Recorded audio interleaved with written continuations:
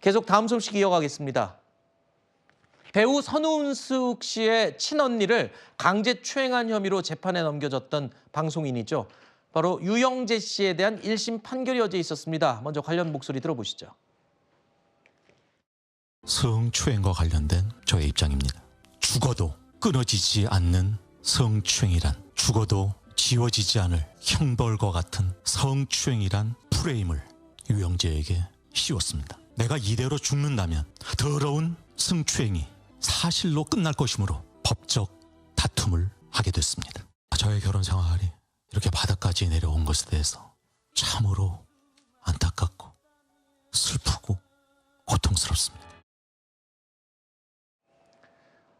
방송인 유영재 씨가 저렇게 주장을 했는데 본인은 성추행 프레임을 씌우도록 당했다라고 주장을 했었습니다. 그런데 법원에서는 그렇지 않았습니다. 죄질이 나쁘다고 판단을 했고 실형이 선고가 돼서 구속됐어요. 맞습니다. 법정 구속이 됐고요. 1심 판단이기는 하지만 징역 2년 6개월이 선고가 됐습니다. 재판부는요, 피해자가 주장해왔던 피해 사실 대부분을 인정했습니다. 5번에 걸쳐서 추행을 했다, 범행을 했다라고 인정했고요. 그리고 무엇보다도 유영재 씨가 이러한 범행에 대해서 인정하지 않고 합의도 하지 못했으며 그리고 반성하고 있지도 않다라고 질타를 하기도 했습니다. 피해자는 지금까지 일관되게 진술을 하해옴으로써 진술의 신빙성이 인정이 된다라고 판단을 받았고요.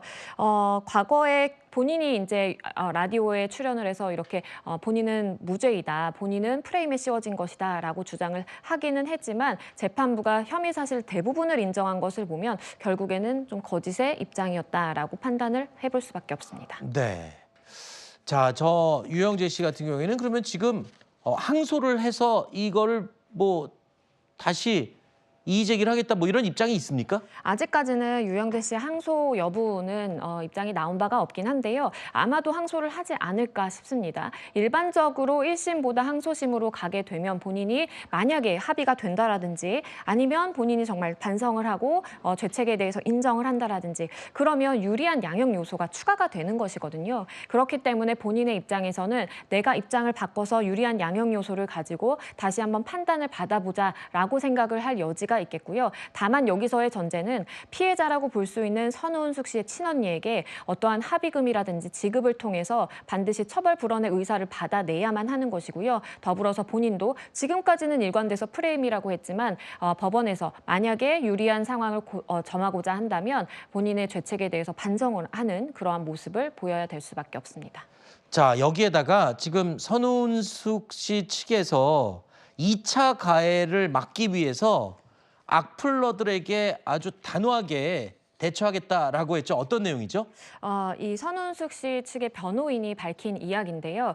변호사에 따르면 이 친언니가 이 성범죄 피해자였음에도 불구하고 이 두 자매에 대한 그러한 입에 담기 힘들 정도의 비방이라든지 비판이 가해지면서 사실상의 2차 가해를 받았다라고 주장을 하고 있는 상황입니다. 그래서 이 변호사에 따르면 일주일의 시간을 줄 테니까 혹시나 인터넷상에 어떠한 모욕적인 아니면 명예훼손에 인정이 될 만한 그러한 발언을 한 것이 있다고 한다면 일주일 안에 삭제를 할 기회를 주겠다. 하지만 만약에 이 시한을 넘긴다라고 한다면 적극적으로 고소한다라든지 이 법적인 조치를 취하겠다라고 밝히고 있는 상황이기 때문에요. 성추행의 피해자라고 볼 수 있는 피해자 측, 그러니까 친언니와 선우은숙 씨가 그간 이 사건을 통해서 얼마나 이 심적의 고통을 느꼈는지를 좀 가늠해 볼 수 있는 그런 장면입니다.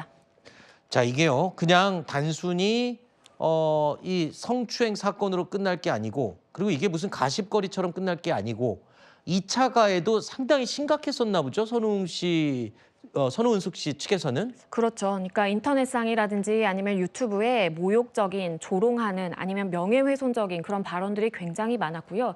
이 사건에서 우리가 주목해 봐야 될 점은 첫 번째는 가족 간에 이러한 성추행이 일어났다라는 것입니다. 그래서 친족이라든지 가족, 그러니까 친언니지만 동거하고 있는 동거인이었거든요. 그런데 동거하는 사이에서 이렇게 성비위가 일어났다라는 것 자체가 한번 들여다봐야 될 그 점이라고 생각이 되고요. 더불어서 그래서 오히려 피해자 측에게 손가락질하고 이렇게 피해자가 고통을 받아야 되는 그러한 점이 초래가 되었기 때문에 이 부분에 대해서도 이 선우은숙 씨 측의 변호인이 밝힌 것처럼 엄정하게 법적인 대응을 해서 유영재 씨는 유영재 씨대로 처벌을 받고 그에 동조를 해서 마치 유영재 씨의 입장을 동조한다라든지 아니면 오히려 피해자를 마치 뭔가 잘못한 듯이 이렇게 몰아가는 행위에 대해서는 또 엄정하게 법적인 처벌이 이루어져야 될 것으로 보입니다.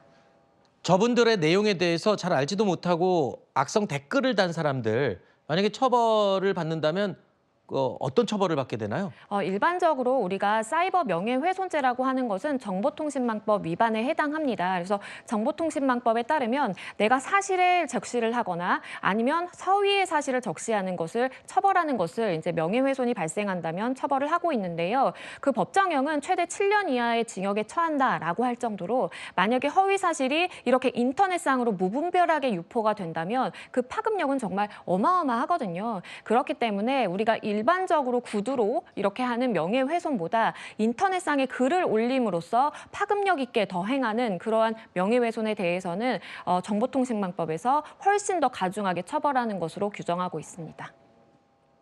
알겠습니다.